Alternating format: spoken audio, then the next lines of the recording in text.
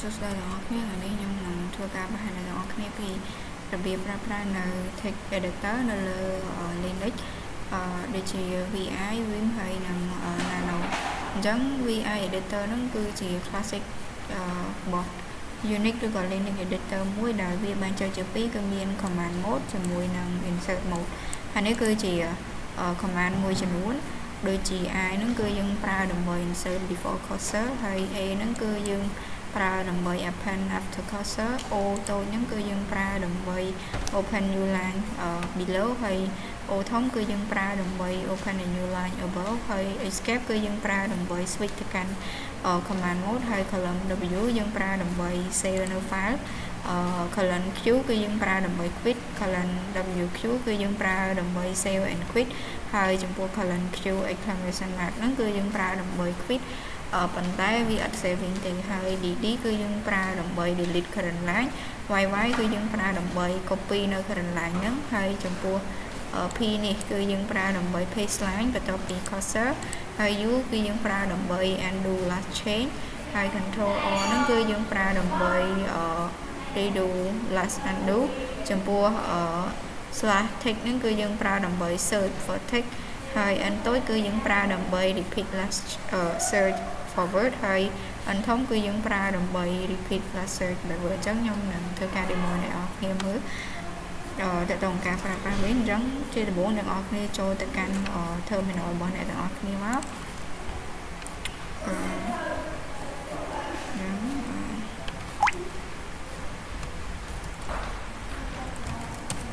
ហើយអ្នកនរគ្នាអាចចុច VI ដើម្បី open VI ហើយអាចខ្ញុំបង្កើត file មួយដែលមានឈ្មោះថា test1.txt អញ្ចឹងវាចូលមកដល់អ្នកនរគ្នាចុចអក្សរ I នៅលើ keyboard អ្នកនរគ្នា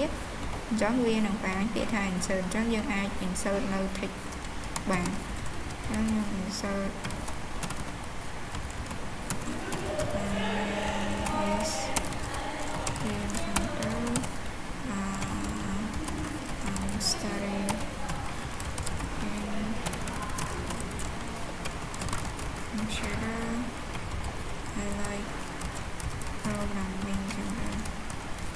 ហើយខ្ញុំនឹងបង្ហាញតទៅនឹងការ copy line ហើយនឹង paste អញ្ចឹងយើងត្រូវ cursor របស់យើងត្រូវនៅក្នុង current cursor នៅក្នុង line ដែលយើងចង់ copy នេះហើយបន្ទាប់មកយើងចុច escape នៅលើ keyboard អ្នកទាំងអស់គ្នាគឺមានអក្សរ ESC ដើម្បី switch ទៅកាន់ command mode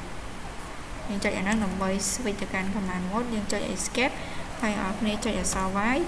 ហើយបន្តមកទៀតគឺអ្នកនរគ្នាចុច enter ហើយចុចអក្សរ P វានឹងធ្វើការ paste អីដែលយើងចង់ copy ហ្នឹងហើយហើយ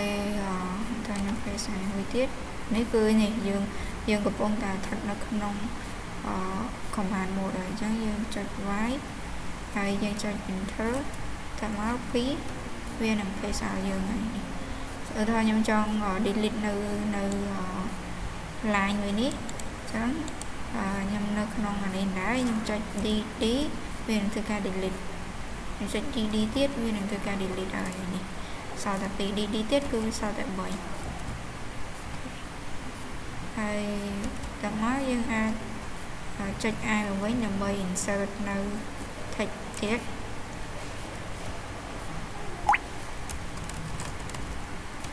ហើយឧទាហរណ៍អ្នកនរគ្នាចង់នេះយើងចុចអក្សរ O ធំនេះគឺដើម្បី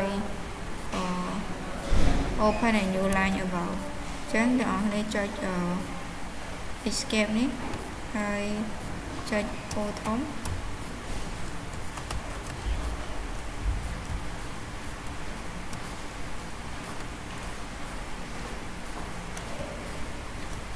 ដើម្បីនេះ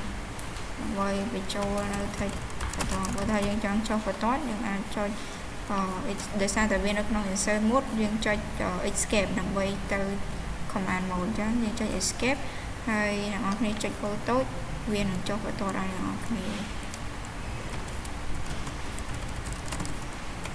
អញ្ចឹងទៅហើយបើសិនជាអ្នកនរគ្នាចង់ចុច này save and quit យើងគ្រាន់តែចូលទៅកាន់ដោយសារតែអានេះគឺបញ្ជាក់ថាយើងនៅក្នុង insert mode អញ្ចឹងយើងចុច escape ទៅដែរហើយយើងចុច column ហើយនឹង WQ ដើម្បី write ហើយយើង quit វាចេញហើយយើងចុច enter អញ្ចឹងយើងអាចមើលនៅក្នុងនេះយើង ls មកមើល file របស់យើង test1 ហ្នឹងនេះហើយយើងអាច cat មើលវាបានអញ្ចឹងយើង cat ហើយ test1.txt នេះអានេះគឺជាអីដែលយើងបានទៅសេមុនហ្នឹងចំពោះ Vim គឺវាជា improve version នៃ VI វាដូចតា VI ដែរទេតើវា update អញ្ចឹងយើងចូលមកកាន់ Nano Editor អញ្ចឹង Nano វាខ្ញុំគិតថាវា beginner friendly ដែលយើងប្រើប្រាស់តា control key ទេអញ្ចឹងអ្នកនរគ្នាអាចវា Nano ហើយយើងចុច enter ក៏បានបើយើងអត់ទាន់បានទៅ save file ឈ្មោះ file អីឬក៏យើងអាចចុច Nano ហើយ type Nano ហើយយើងទៅ save ឈ្មោះ file ចូលទៅ test2.txt ហើយចុច enter អញ្ចឹងវានឹងចូលទៅយើងចង់ទៅ save អីអញ្ចឹងយើង save យើងអត់ចាំបាច់ធ្វើអីយើងគ្រាន់តែទៅ save ទៅហើយយើងប្រើប្រាស់នៅ control key ថាយើងចង់ move search line ហ្នឹងយើងគ្រាន់តែនេះ control K ហើយយើងដាក់ control U ទៅគឺវានឹង move ទៅខាងក្រោមអញ្ចឹងវានឹងចេញមកខាងក្រោម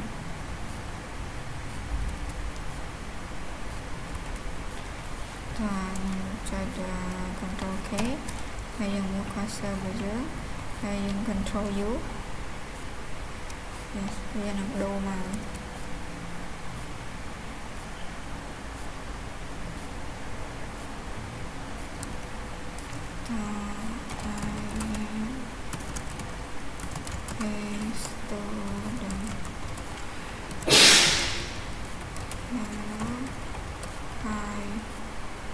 ហើយខ្ញុំចង់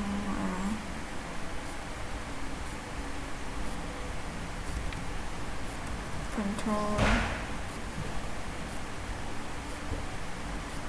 O ហើយ control O គឺយើងប្រើដើម្បី save file យើងចុច control O មួយហ្នឹងគឺដើម្បី save file ហើយអានេះគឺជាឈ្មោះ file គឺ test2.txt ឬក៏អ្នកនរគ្នាចង់កែក៏បាន test23.txt ហើយយើងចុច control X ដើម្បីយើងចុច enter ហើយបន្តមកទៀតគឺយើងចុច yes គឺ y ហើយយើងចុច control X ដើម្បីចាក់ចេញអញ្ចឹងយើងអាច cat មើលអីមិញហ្នឹងគឺ cat នៅ test មិញយើងបានដូរទៅជា test23.txt នេះគឺជាអីដែលយើងបានទៅសេមិញហើយចំពោះ control K យើងបានប្រើមិញគឺដើម្បី cut line control U គឺដើម្បី paste line control W ហ្នឹងគឺយើងប្រើដើម្បី save text ហើយចំពោះ control slash ហ្នឹងគឺយើងប្រើដើម្បី replace text control C គឺយើងសូនៅ current position ហើយចំពោះ control Y គឺ pick up control V គឺ pick down ហើយគូ control ជាមួយនឹង underscore ហ្នឹងគឺយើងប្រើដើម្បី go to specific line អញ្ចឹងការ demo របស់ខ្ញុំគឺចប់តែប៉ុណ្ណឹងអរគុណ